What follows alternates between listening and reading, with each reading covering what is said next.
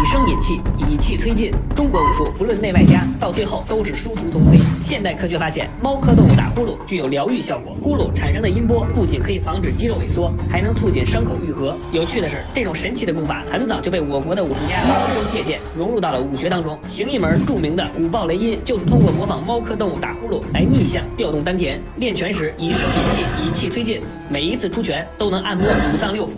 与虎豹雷音有异曲同工之妙的，还有岳西洪拳的鹤鸣龙吟。